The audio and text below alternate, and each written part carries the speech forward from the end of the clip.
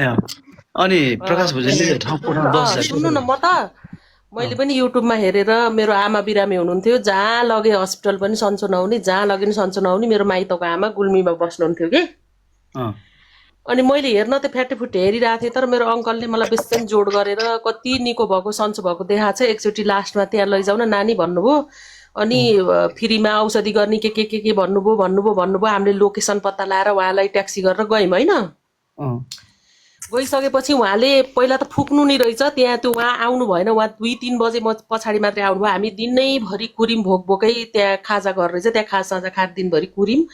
अनि त्यसपछि उहाँले फुकिसकेपछि तपाईँलाई त त्यो के भन्नुभयो कि त्यो कुनै के उठाएर लाउनु भएको छ तपाईँको छुट्टै पूजा हुन्छ यति 1000 लाग्छ भन्नुभयो कि मलाई ल हेर्नु है मैले 10,000 मात्रै लगाएको छु जम्मा पैसा त्यसपछि उहाँले 8,000 टिकट लिन पर्छ टिकट काट्नु भित्र गएर भन्नुभयो ए अहिले 8,000 पुगेछ प्रकाश भुजेलको त्यहाँ छिरेको मात्रै ए मैले त बक्कैदा म त 8,000 मैले त क्युआर गरेर मेरो यहाँ घर मेरो भाडा बस्ने भाइले पठाइदिएको मैले पैसा तिरिछु पछि आएर त्यो भाइलाई 10,000 हैन लिन्छ कि पैसा क्युआर बाट लिन्छ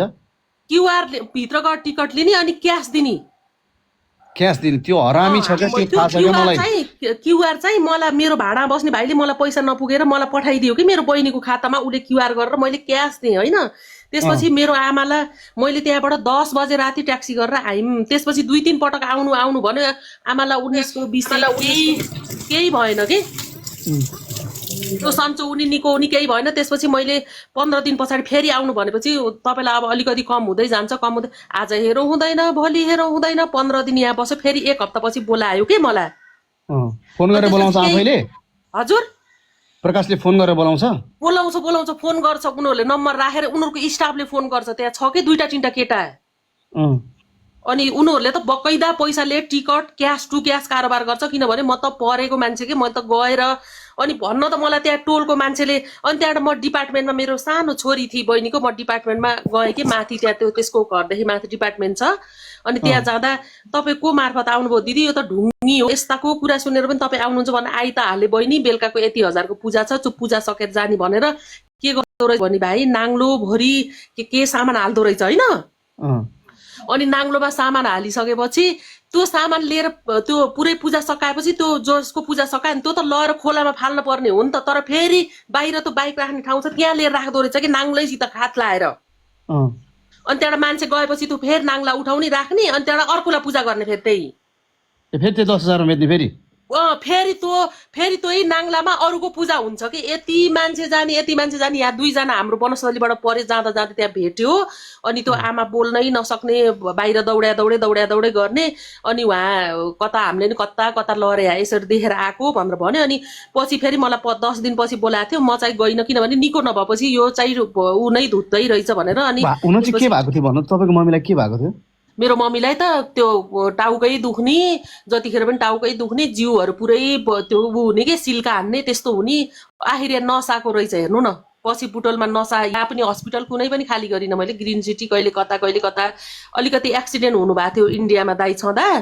अनि त्यो एक्सिडेन्ट हुँदाखेरि त्यो दिमागमा अलिकति रगत जमेको अनि त्यसपछि टाउको त दुखिरहने अनि अपरेसन नगरिकन ल्याउनु भए राम्रो सबै राम्रो हुने अनि जिउहरू पोल्ने त्यस्तो हुने केही अनि सपनाहरू त्यस्तो नराम्रो देखिरहने त्यस्तो गरे भएर भयो हो नि त एकचोटि भनेर बुटोलबाट काकाले भनेर लगे होइन मेरो बुढोले फेरि यस्तोमा त्यो हुँदै हुन्न हुने होइन भनेर भन्नुभयो अनि ठाउँ 10,000 को टिकट काटेर मैले भित्र गएर क्यास बुझाएर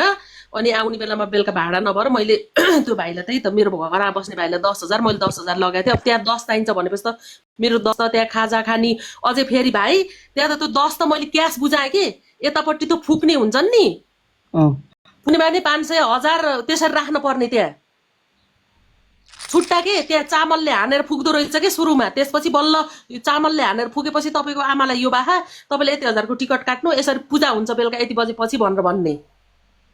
त्यहाँबाट त्यो अनि भनेपछि मान्छे राति पनि ती बस्दा रहेछ कतिपय मान्छेहरू त कति हो भाइ के विश्वास गरेर जान्छन् है म त दङ परे मैले त्यहाँ देखेको त त्यो प्रकाश भुजेल 3 बजेतिर आएको बाजा बजाउँदै त्यसरी स्वागत गरेर कहाँबाट गएर लिएर आयो थाहा भएन त्यसरी आइसकेपछि हामी गएर उ गर्यौं होइन विश्वास गर्दै गएँ मैले त्यसपछि ठाउँको ठाउँ त्यस्ता 10,000 टिकट त्यो त्यसका कतिवटा पूजा हुन्छ भने एउटा 10,000 को मेन पूजा 3,000 अनि 8,000 त्यस्तो छ के 21,000 को पूजा त्यस्तो पूजा एक दिनमा त तँ 10,000 को पूजा गर्ने 3,000 को पूजा गर्ने त कति भाइ। म त यहाँ आएर तल चाहिँ मलाई जसले पैसा पठाएको त्यसलाई भने कि गर 10,000 ठाउँको ठाउँ ठोकेर आयो होइन दिदी गएर त्यस्ता विश्वास गरेर भन्नु कि तँ भाइलाई नि मैले पछि